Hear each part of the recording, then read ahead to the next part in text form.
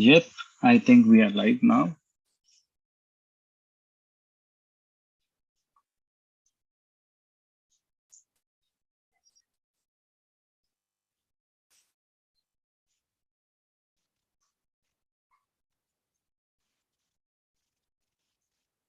Okay, so let us get started. And let me also open the scribbling pen. I have the list of winners available with me. Let me have this. Yep, until factorials is what we have discussed. Let me clear all the outputs and let me zoom it so that it's visible for everyone. Now, we have spoken until factorial yesterday and we have done this calculation. We have another function within Python, which is called as pass. Pass does not do anything, friends. It will just pass on. I mean, it won't print anything. If you want to skip certain actions, if you want to skip certain steps, that is when we use pass. What we are doing here is we are creating a list called names. This is a variable or an object. You can give any name. Within that, we are creating elements.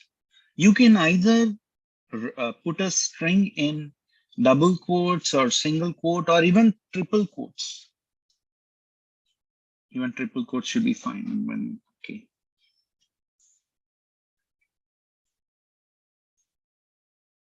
What happened? Yep, here we are. So it's running for the first time. What happens is it will connect to the server. So it's connecting to the server. It is initializing, connected. So that's a typical pass. It doesn't do anything, right? Now let's go to a condition where you want to skip when that specific condition.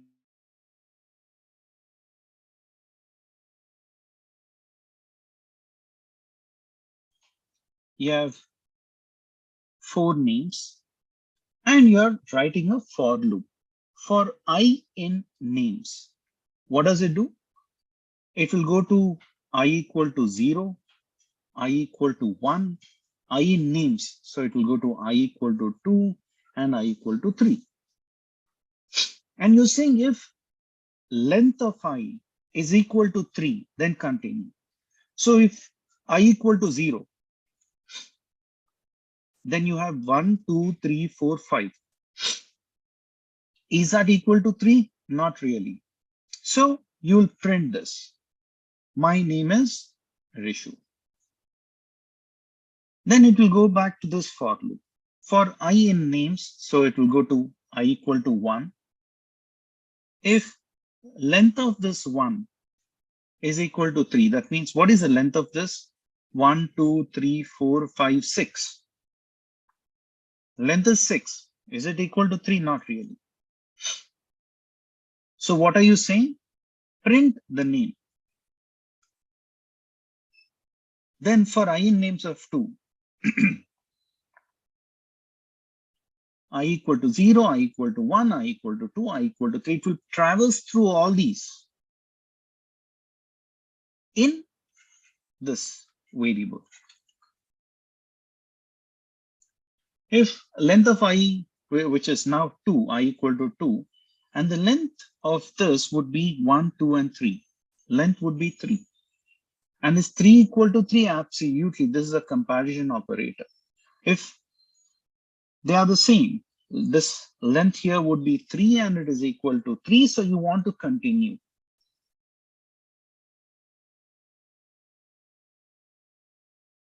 So it will not print anything. You want to continue means it will go back to this loop and you'll continue the loop. And for I in names, so now I equal to 3. What is the length of this 3? 1, 2, 3, 4, 5.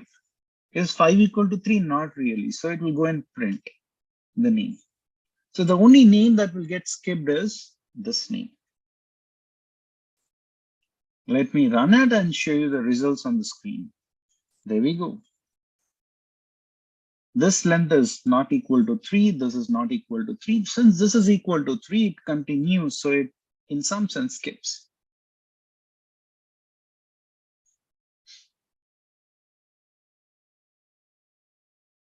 Okay, then you have break. So get out of loop when condition is satisfied. You once again are creating the variable with all these elements, string elements. Only strings will be represented in single quotes or double quotes or triple quotes. Then you're writing a for loop for I in name. So what does this do? In names, it will traverse through all of these things. This is I equal to 0, I equal to 1, I equal to 2, and I equal to 3. And you're saying if length of I, so first I will be 0, length of 0 would be length of this string 1, 2, 3, 4, 5. Is it equal to 3? Not really. So it will go and print the results onto the screen. For I in names, that is, next it goes with 1. And what is the length of 1 equivalent to? 1, 2, 3, 4, 5, 6. Is 6 equal to 3? Not really. So what do you want to do? You want to print the name. Then for I equal to 2, if length of this 2 is equal to 3, yes, it is equivalent to 3, 3 equal to 3, then it should break. Look at the result. Once it breaks, it comes out of the loop completely. That is the difference between break and continue. In continue, if this is equal to 3, it will continue to the loop.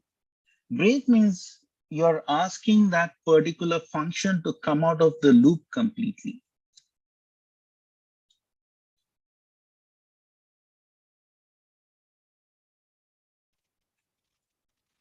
Then, for I in range of 1 to 10, if I equal to 5, break. Otherwise, print I. And when you break, say done. What do you think will be the output of this, friends? Yeah, give some exercise to your brain and let me know on what would be the answer to this.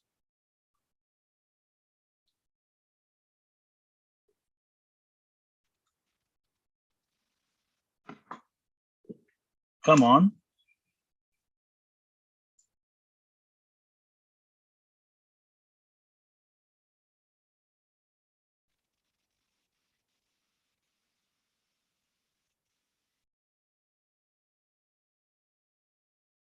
Here we go.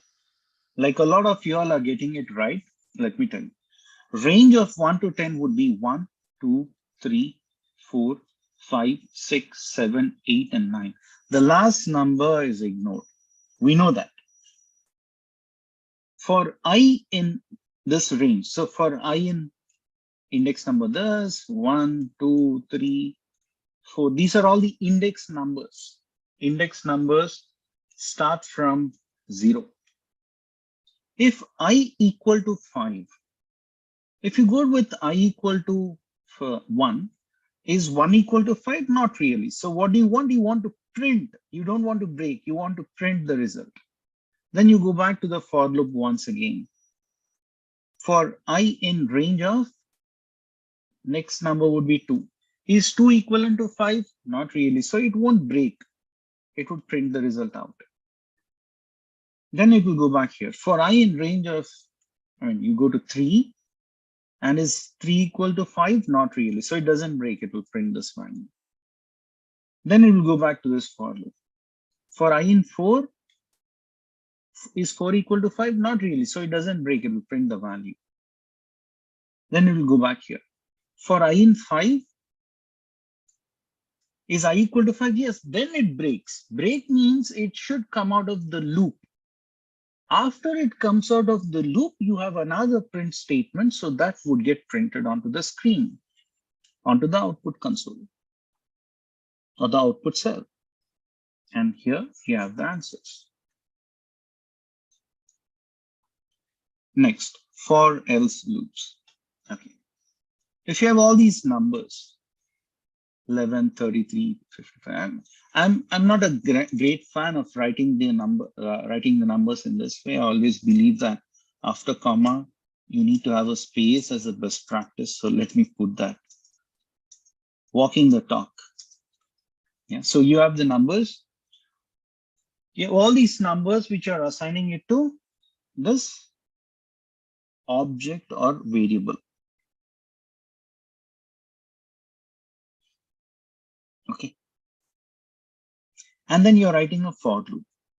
And one more thing, just as a chat etiquette, Varsha, if you're typing in uppercase and if you're using it for official purpose, then people will take it as you're shouting or yelling at a person. Uppercase. Never use uppercase when you chat with someone or when you send an email. That means you're shouting. Okay, so please bear that in mind. Here, why will 5 not be printed? Because when it reaches I in 5, is 5 equal to 5? Yes, this is a comparison operator. If this condition is met, you're saying break. Break means come out of the loop. So it will come out of the loop. And after it comes out of this loop, what is the next statement? So this statement gets printed. No problem at all. See, I'm just giving you another, element to learn. That's it. That's okay. I understand you knew about that. Okay. So here we are creating an object or a variable where you have all these numbers or elements that are created. For num in numbers, you can say for I in numbers, if you use I, everywhere else you need to use I. If you use ABC, everywhere else you need to use ABC. That's it. There is nothing sacrosanct about it. So for num in numbers, means for num in all these numbers, so you traverse through all these numbers. And if the number, when you divide it, this is the remainder operation, right? What does this do? If you divide 11 by 2, what is the remainder that you get?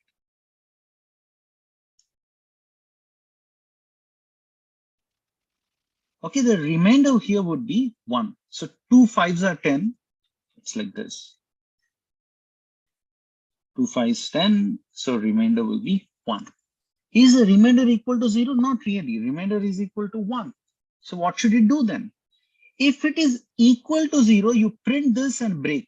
Meaning you just print this and then come out of the loop completely. But here you're saying else print the list does not contain an even number. Next, it will go to, for num in numbers, it will go to the second number. 33. 33 divided by 2 would give you 1 as a remainder. You won't get 0. So this part would be skipped. And you go to the else part and you print this. The list does not contain even number. Then for num in numbers, it will go to the third number. It will take this number. If 55 divided by 2 is equal to 0, then print. But 55 by 2, remainder won't be 0. Remainder will be equivalent to 1. So this loop would not get executed. It moves out of the loop and then it prints this value or this statement. Same is the case with 39. For num and 39. 39, when you divide it by 2, remainder won't be 0. The next number, 55, won't be 0. Right? For all of these things, when it traverses, you would not get the remainder as 0 because this operation would give you a remainder. So what does it do? It will just say, it won't execute this part of the loop, if part. It only executes the else part, which says, print this. The list does not contain even number. Now, there are two things that you need to understand here with respect to the indentation. You are giving the indentation for else along with this for loop. Hence, the statement is getting printed only once. If I were to give an indentation along with if, and if I were to print it, oops.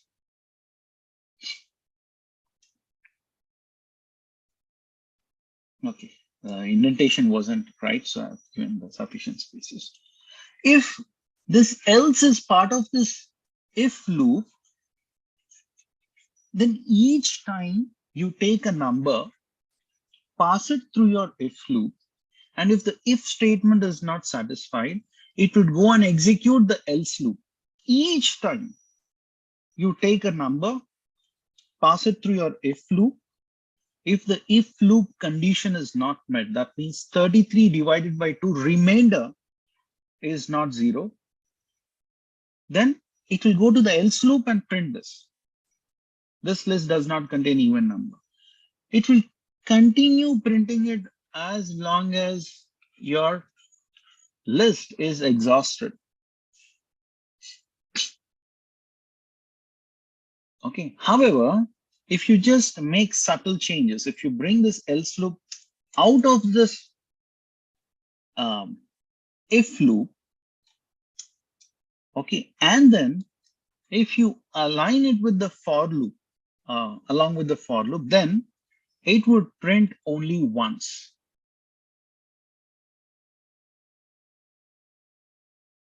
So bear in mind that the alignment with respect to the loop or the statements, if else statements, etc., is extremely important. If else is not aligned like this, if the indentation is something else, then it would align with for loop. Absolutely, Krishnavamshi. Enter, tab, backspace keys play a major role for loops. Absolutely, I second your thoughts on that. Okay. Next, you have a function called as enumerate. Then just enumerate means writing in sequence. So if I were to just highlight that, you have that enumerate object. What does it do? Okay, it will just assign index numbers to each of these elements, and then it will print onto the screen. So once again, you're creating an object or a variable, and you're adding these elements. And then you're saying enumerate of names. When you do that, why is it giving me some other response? It should have ideally given me, right, 0 for this, 1 for this, 2 for this, and 3 for this. Oh, where am I going wrong? Let me run it once again and see.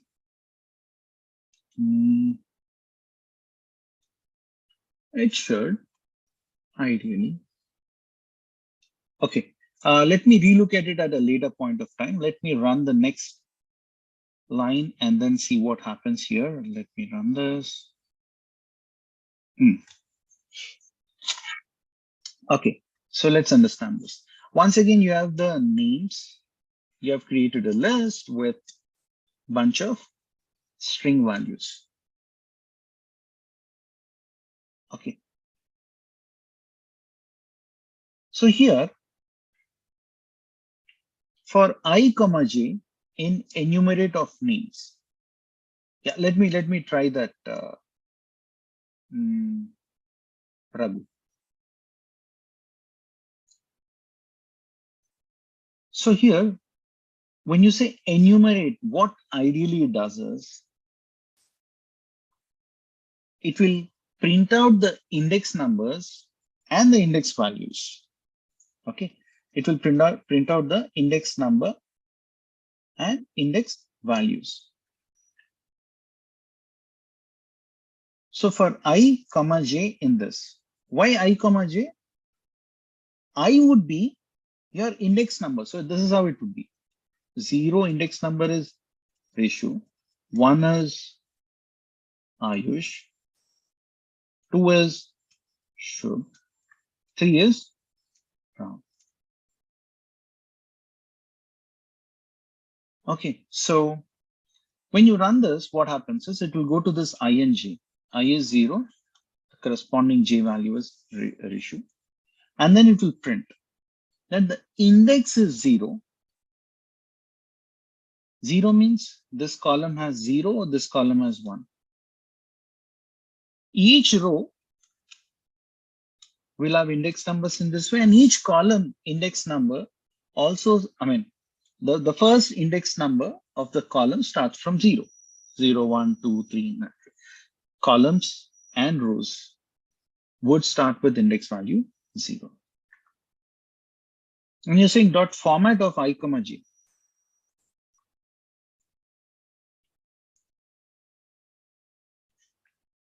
And when you say format of I, j, wherever you have an I, it gives an index value.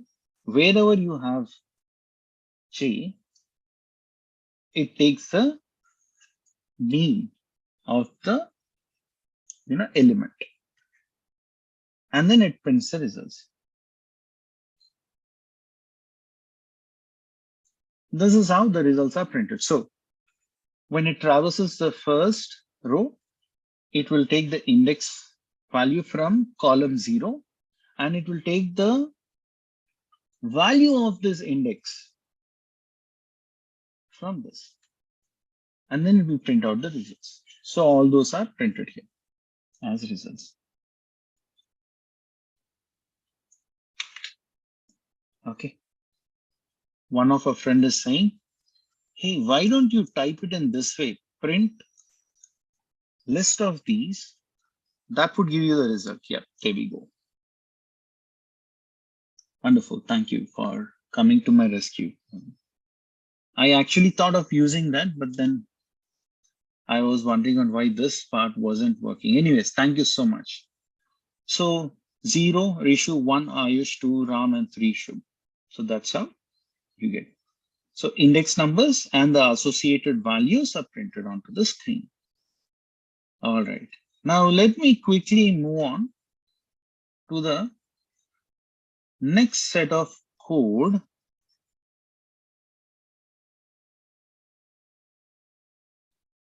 And let me clear the output. There might be certain loops that we would have already discussed. Maybe. Okay, so let me go here to Google Colab. And you guys have to jog my memory a bit because there are far too many things that I'm working on whether we have looked at the while loops or not. For loops, I'm sure we have looked at. Then pause and continue, then break for else. Did we yesterday discuss while loops? Friends, can you jog my memory a bit?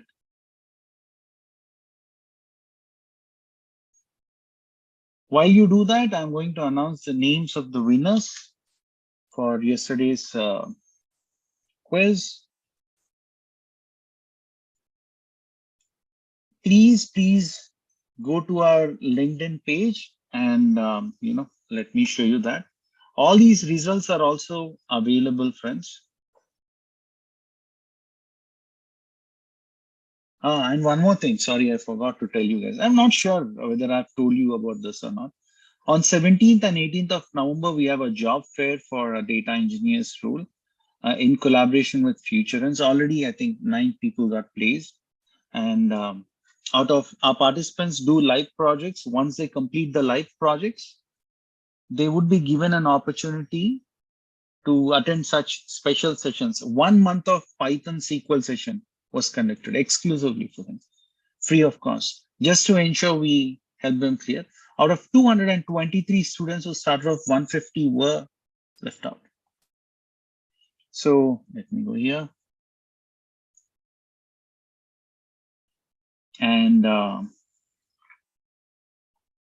there are 17,000 odd followers. Please follow, my dear friends. See, we keep conducting such, webinars, etc. Tell to your friends, relatives, who might benefit, ask them to.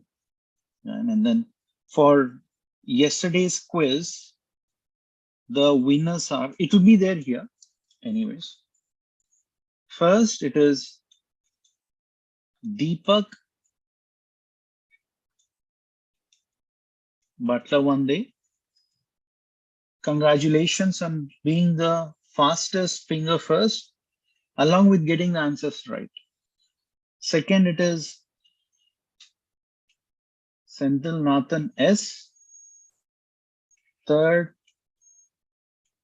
Yuvraj Rathod. Congratulations, friends. I highly recommend everyone to please start, getting into this zone of viewing at our page, because a lot of interesting insights we keep posting. And today's quiz is here.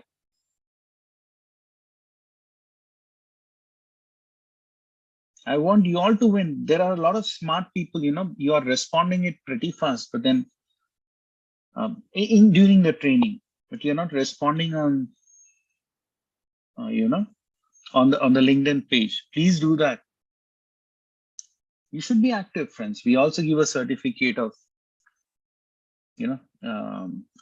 people who win majority of these, will give a special certificate for them. Good job, guys. Okay. So here is a quiz. Don't leave this training and then do it.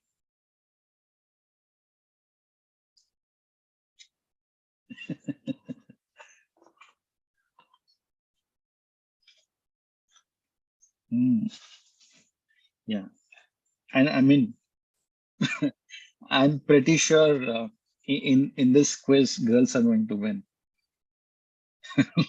Let's see. That's a nice statement, Krishna. Anyways, now let's go to this, not for loop. Okay, while loop. And a few of you all are saying that, hey, we have already looked at this while loop, but then I don't know. Let's do it anyways. So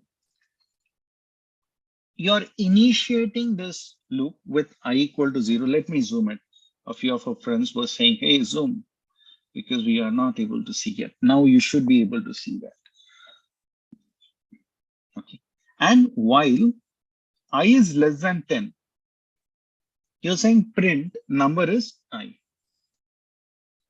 And then after printing, increment the I value by 1. Initially, you get started with I equal to 0. Is 0 less than 10? Yes. So print that the number is 0. Then I equal to, I is 0, 0 plus 1. So 1. Now the I value gets changed to 1. So is 1 less than 10? Yes. So print this. Number is 1. Then go to this. I equal to I plus 1, which is 1 plus 1. So you get 2. Now I becomes 2. Is 2 less than 10? Yes. So print number is 2. Then go here. 2 equal to 2 plus 1, which is 3. So I becomes 3 now. Is 3 less than 10? Yes. So print the number is 3. Then move on to the next. So let me print this. Maybe it will start making more sense once we start printing the values. Yeah, look at this. So it's saying I equal to 0. 0 is less than 10. Yes, 0 is less than 10. So it will go to this print. Number is 0. Then it will increment. I equal to 0 plus 1, 1. So I equal to 1. While 1 is less than 10, print number is 1. Then go and increment once again. I equal to I plus 1. So you get 1 plus 1, which is 2. So now I equal to 2. Well, 2 is less than 10. So the number is 2. Then you go here, 2 plus 1, which is 3. So if I equal to 3, the number is 3.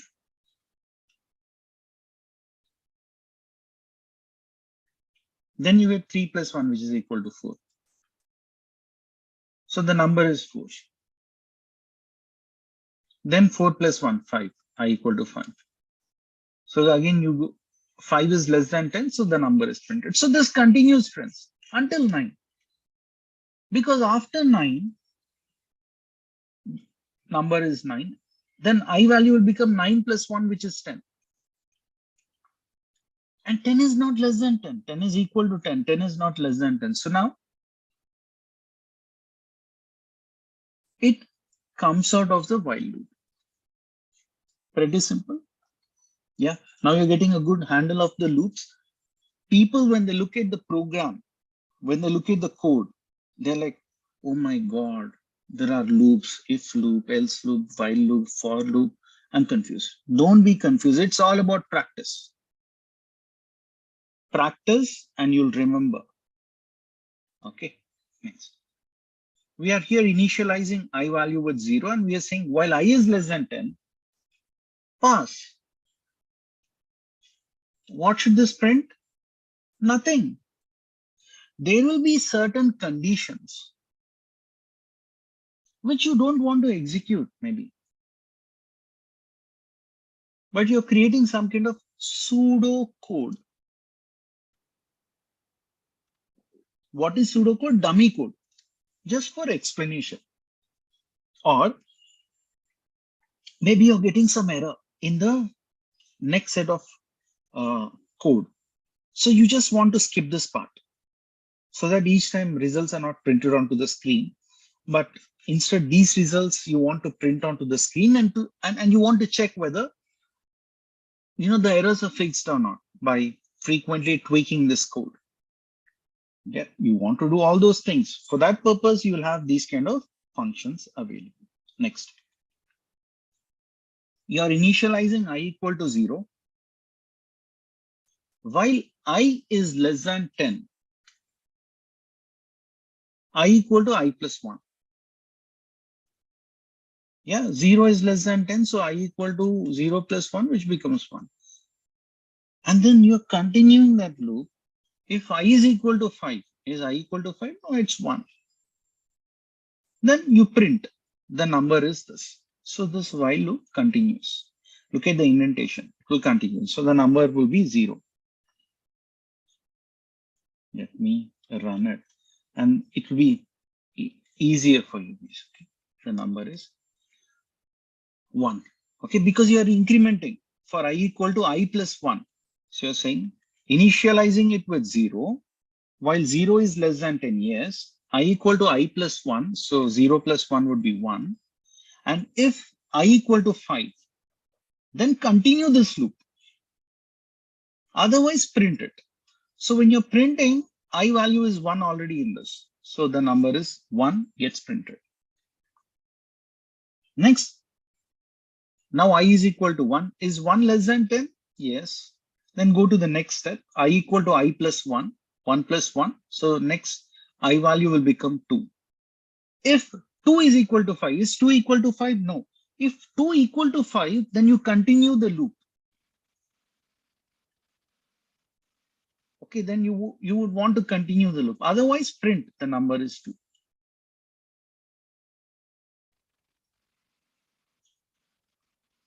So now I is equal to 2. Is 2 less than 10? Yes. No, we will on the last day, Sheila, we shall give you access to the learning management system. Okay. In that, all the code, the data sets, moving forward, we'll use certain data sets also to analyze those things, and the certificate, everything would be there on your learning management system. You can download from that on the last day. That would happen. Okay. So now you printed this. Then what happens now? I equal to 2. 2 is less than 10? Yes. While 2 is less than 10, go to this line. I equal to 2 plus 1, which is 3. If I equal to 5, that means 3 equal to 5. It is not true. So if it is true, it will continue. Since it's not true, it will move on here. Same with I equal to 4. But when I equal to 5, 5 equal to 5. Since 5 equal to 5, that's true, it will continue to this loop. So it will not print. It will continue instead. and 5 is less than 10. Next value I equal to 5 plus 1, which is 6. If 6 equal to 5, no, that's not true. So it will print the number and it will continue until 10. After 10 numbers, is 10 less than 10? Not really. It's 10 equal to 10. 10 is not less than 10, right? So this loop will end because the condition is not met.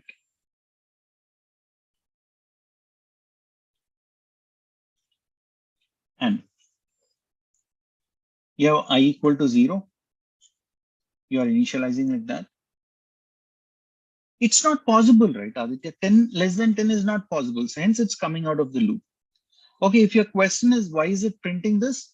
See, when I equal to 9, is 9 less than 10? That condition is true. Next, I equal to I plus 1. So I equal to 9 plus 1, which is 10 at this step. At this loop, is 10 equal to 5? Not really. So it won't go here. It will directly print and it will print the number is 10. Hope it's making sense now. Okay. Next, by taking I equal to 10, when you go to the while loop, 10 is not equal to 10, so it will not even continue.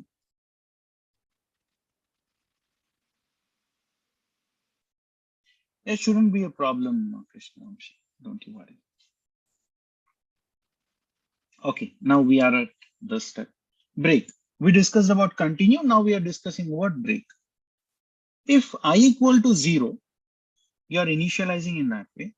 While, of course, 0 is less than 10, you go here, I equal to 0 plus 1, which is 1.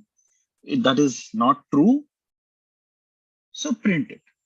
Until it is not true, keep printing it. Now what will happen? I equal to new value is 1. While 1 is less than 10, yes, I equal to I plus 1, so I value will become 2. If 2 equal to 5, it's not true. So it will go and print the number.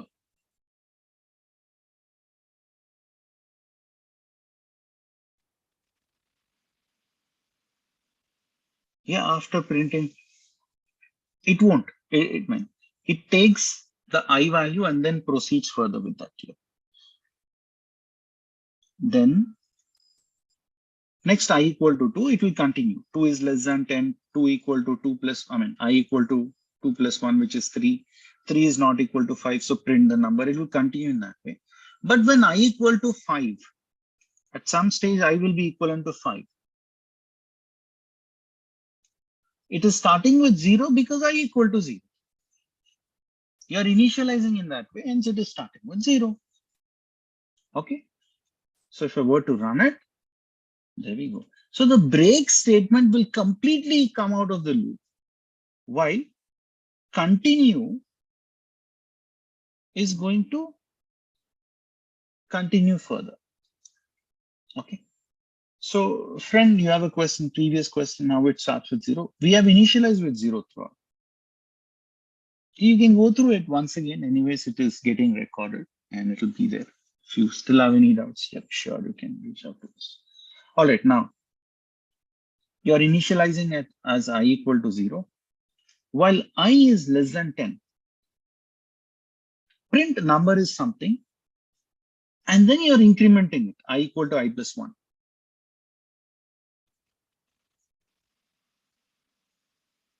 Okay, so you're saying I equal to 0 plus 1, which is 1. Now you go back to this loop. Is 1 less than 10? Yes, print the number. Go here. Keep doing it. And there will be a stage where I value will be equivalent to 9. 9 is less than 10, so you print the number. I equal to now I plus 1, which is 10. Now, while I is less than 10, this condition would not be met. So it has to go to else, and it has to print the loop has ended. There you go. Okay. This is how simple it is. Practice, practice, practice.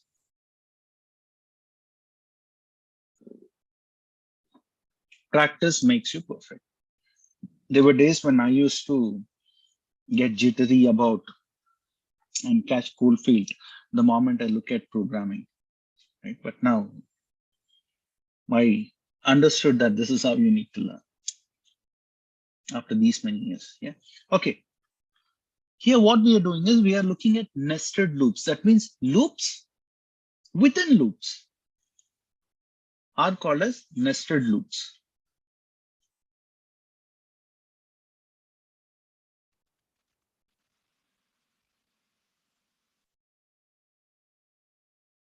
So here, you're creating a list 1, 2, 3, 4, 5, 6, 7, 8.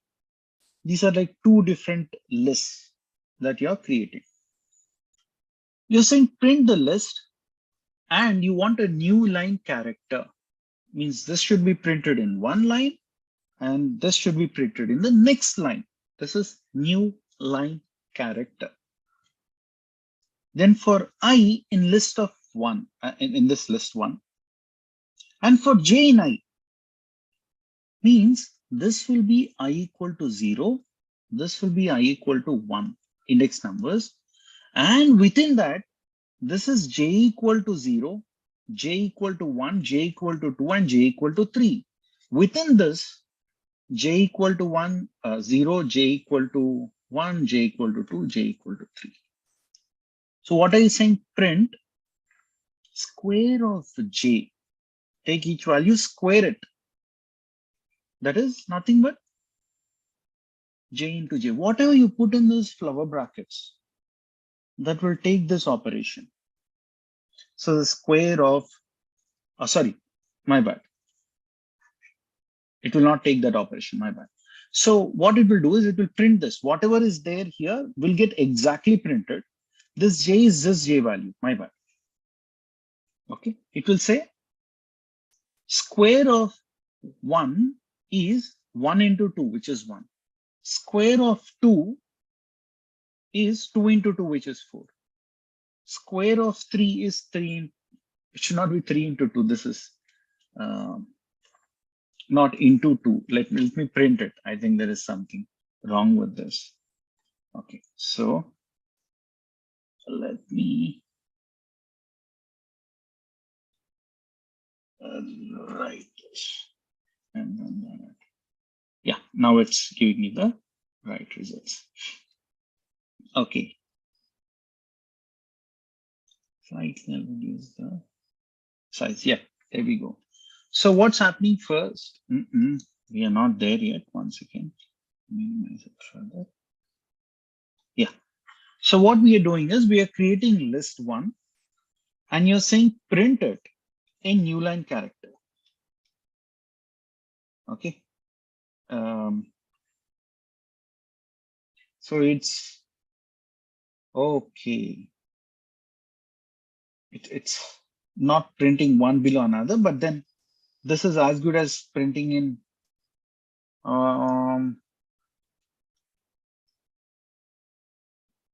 let me get back to you guys on this.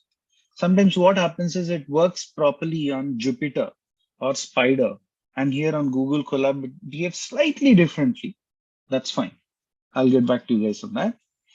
And here, if you look at this, for I in list 1, that means this will hold 0, this will hold 1. For j in I, within I equal to 0, this is j equal to 0, j equal to 1, j equal to 2, and j equal to 3. Within I equal to 1, these are all j values. This is j equal to 0, this is j equal to 1, j equal to 2, and j equal to 3. So for j in I, print square of j is, so square of 1 is 1 raised to the power 2. If you have double asterisk, it's raised to the power 2.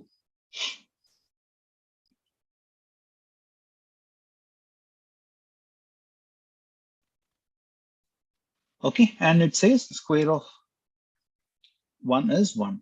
Then it will go to the second index value. These are the index values, my dear friends. These are the index numbers. And these are the actual numbers. Index numbers are only used to refer to that element in that position, right, Krishnavamshi, it will refer to that value in that index. So when you have 2, square of 2 is 2 square, which is 4. Then square of 3 is 3 square, which is 9. Then square of 4 is 4 raised to the power 2 in that way. Then you're saying print a new line after that. So in new line, you go to now for I in list of this, it will go to the second list of elements. You go to this list of elements, and then it will go to each element in I. This is I equal to 1. So it will go to each element in I, and then it will start printing this. Okay, so there we go. Yeah, we will print, we will give you the attendance link, friends, Yuvraj. You just won Amazon coupon, just have patience. Okay, so here, if we want to print a triangle shaped star, then you're just saying number equal to 6. That is the number of stars that you want. And you're saying k equal to n plus 1. Those are the number of spaces that you're creating. Let's focus on this loop, friends. Slightly complicated, but not at all.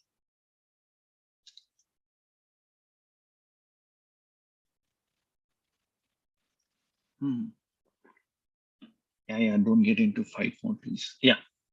For I in range of 0, n. And you're starting with 6. So for I in 0, 6.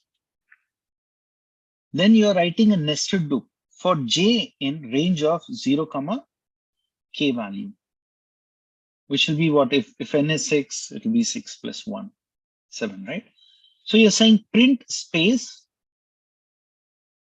That's how you want to start, and end with a space. Then if you want to reduce the spaces after the loop, you go to this k equal to k minus 1. Now let me do one thing, friends. This part I'm going to explain tomorrow. Let me complete the other loops. Otherwise, you'll be like, oh my God, what happened, right? So I don't want you to get into that zone. In Python, P should always be in uppercase.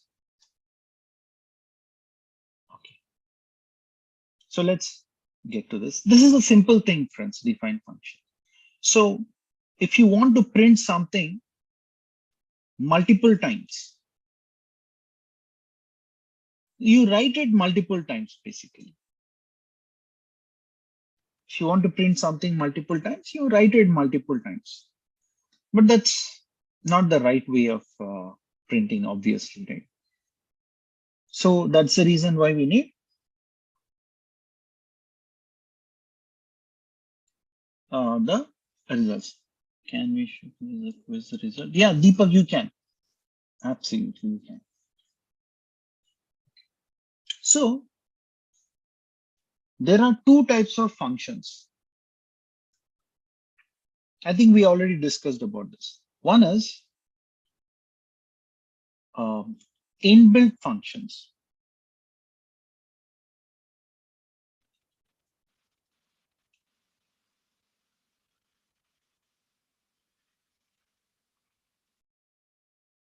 Another is user-defined function.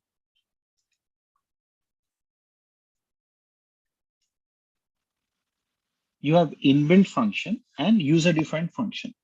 2 things. Inbuilt function means some other programmer has already written. You just want to reuse that. User-defined function is something you are defining. So you write it in this way. And this is a max that I can zoom, Prajakta.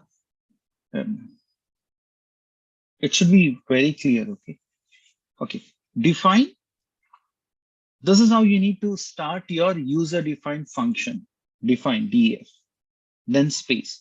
Whatever name you give here, that would become your function name. You can give any name, absolutely. You can say ABC, XYZ. You can say Prajakta. You can say Chavan. You can give your own names, absolutely fine. What should this function do? It should print hello world. I mean, you're just putting it in single quotes. So this is a string. Double quotes means also string. Triple quotes also means string. 4 quotes you should not give. Okay. And then what are you saying? You're just calling this function as is. When you call this function as is, you get the result onto the screen. It says hello world. Pass function doesn't do anything. Already we have seen. It is just used to skip that.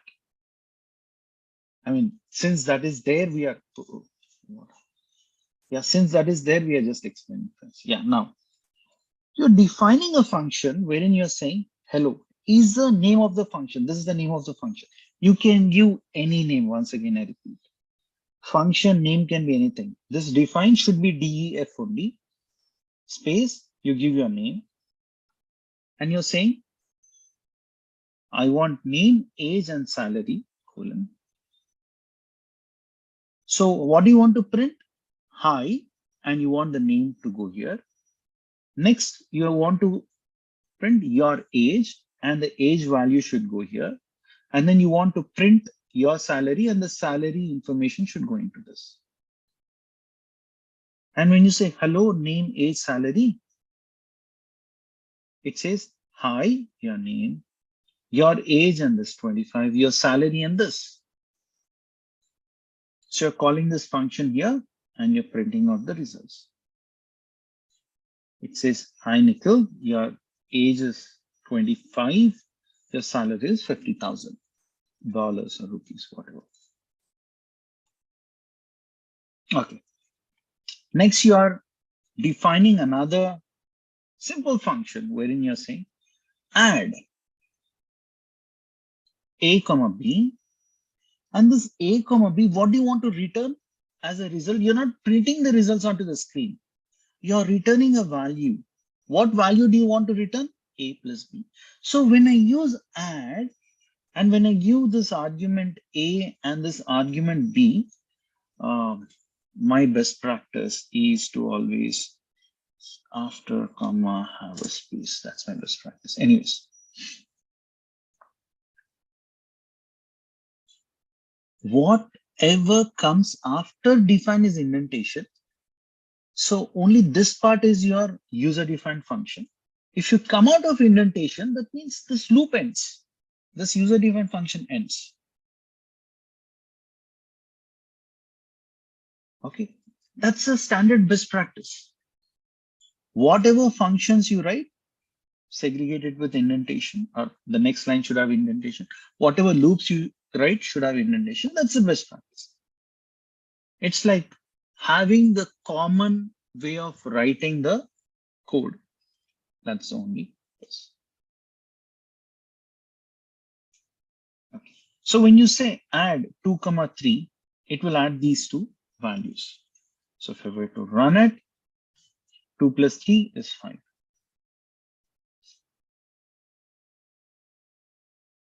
Tomorrow I'll explain, I'll tell you on what days you're going to have options. Yeah, tomorrow I'll let you know. Okay. Next. You're defining a function, and then you're giving the name of the function as rectangle area. I mean, you can give any name for that case. And then you're giving width and height. And what should this function do?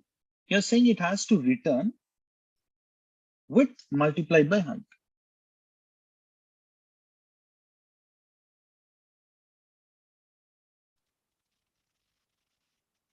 Okay, and then you're printing out the results.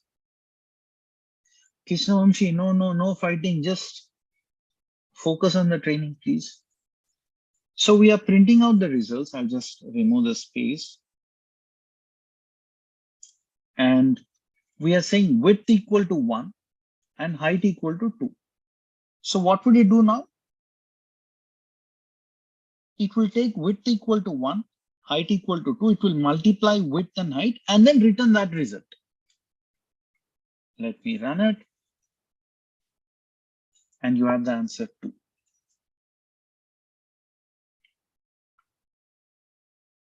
Next. You have another defined function. These are all user-defined functions. People feel that these are very difficult, the user-defined functions or the loops. That's why we are spending more time on this. So you're saying define print maximum of a comma b, but what should this print max do?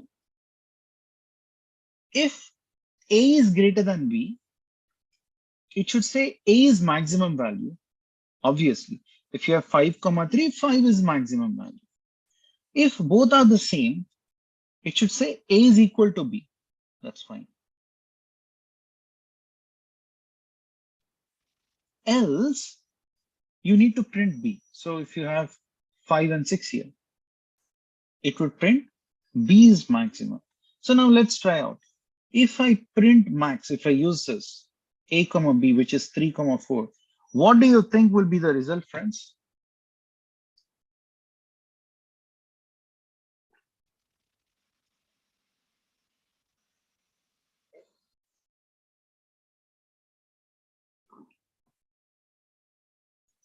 What do you think will be the answer? Come on, go for it. Yep. When you print it, since this is A and this is B, and is A greater than B? No. Is A equal to B, 3 equal to 4? No. So if these two conditions are not met, it would go to the third condition and it will print this. It will say B, which is 4, is maximum value. Next. If you say define say, I mean, you're just writing the name of the function as say, and you're saying this say, within this, you have to give the message and the times, number of times it has to repeat. And if you give those, it should print message into times. And if you say hello, it will print only one time. You're not giving this, so by default, it will take 1. If you say world, message is world, comma 5. So you want that to repeat how many times? 5 times. World, world, world, world. You can basically say, okay, let me give a space like that and let me run it so that you have spaces. Simple. And one final thing before we wind it up. So here, you're defining a function and you're naming the function as FUNC. A, B equal to 5, C equal to 10. And then you want to print what? A is A, B is this B, C is this. When you say function of 3, 7, what it does is, it will say print function of 3, 7. A is 3, and this B value will change to 7. C value would be the same C value. If you say function 25, C equal to 24, this will be the first value. So A is 25, B will be printed as is, C will be printed as 25 because you're giving that value. If you say C equal to 50 and A equal to 100, A value will be printed as A is 100, then B is 5, and then C is 50. You get these 3 values.